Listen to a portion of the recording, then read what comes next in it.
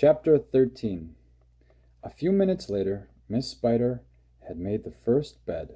It was hanging from the ceiling, suspended by a rope of threads at either end, so that actually it looked more like a hammock rather than a bed. But it was a magnificent affair, and the stuff that it was made of shimmered like silk in the pale light. "I do hope you'll find it comfortable," Miss Spider said to the old green grasshopper.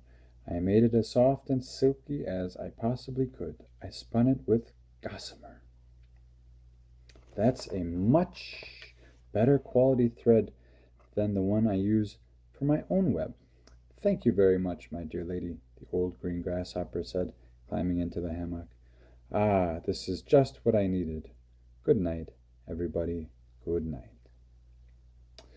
Then Miss Spider spun the next hammock, and the ladybug got in. After that she spun a long one for the centipede and an even longer one for the earthworm. "And how do you like your bed?" she said to James when it came to his turn. "Hard or soft?"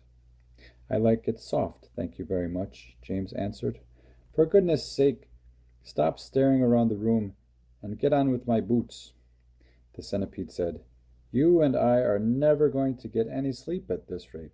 And kindly line them up in pairs as you take them off. Don't just throw them over your shoulder." James worked away frantically on the centipede's boots. Each one had laces that had to be untied and loosened before it could be pulled off.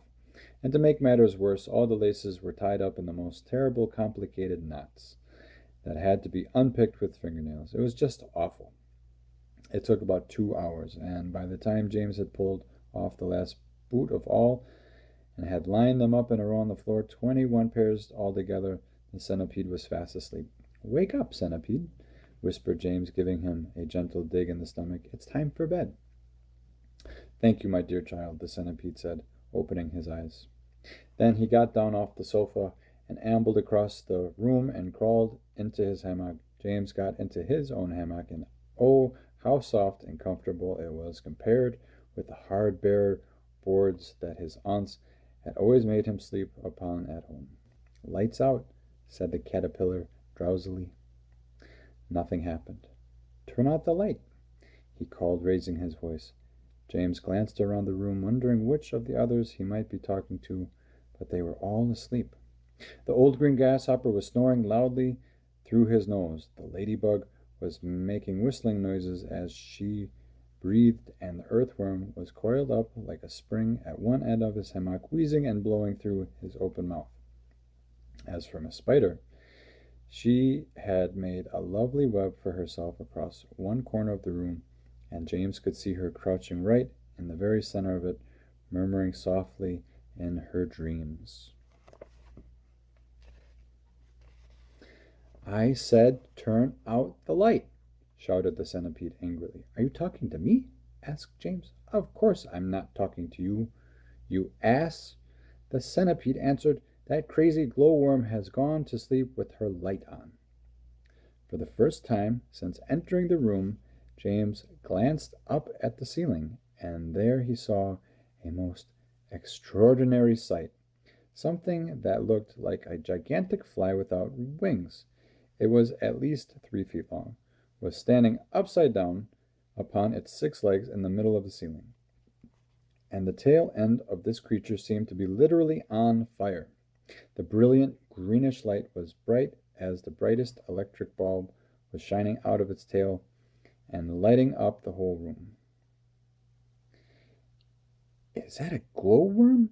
asked James, staring at the light. "It doesn't look like a worm of any sort to me." "Of course it's a glowworm," the centipede answered. "At least that's what she calls herself. Although actually, you're quite right. She isn't really a worm at all. Glowworms are never worms. They are simply lady fireflies without wings. Wake up, you lazy beast." But the glowworm didn't stir, so the centipede reached out of his hammock and picked up one of his boots from the floor.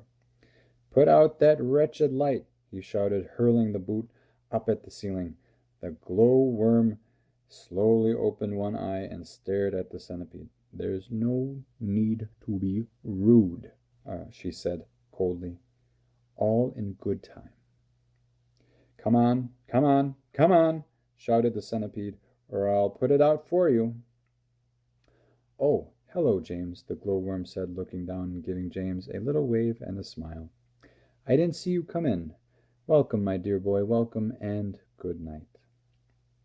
Then, click, and out went the light. James Henry Trotter lay in the darkness with his eyes wide open, listening to the strange sleeping noises that the creatures were making all around him, and wondering what on earth was going to happen to him in the morning. Already he was beginning to like his new friends very much.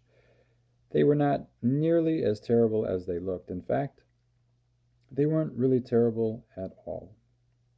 They seemed extremely kind and helpful in spite of all the shouting and arguing that went on between them. Good night, old green grasshopper, he whispered. Good night, Ladybug. Good night, Miss Spider. But before he could go through them all, he had fallen fast asleep.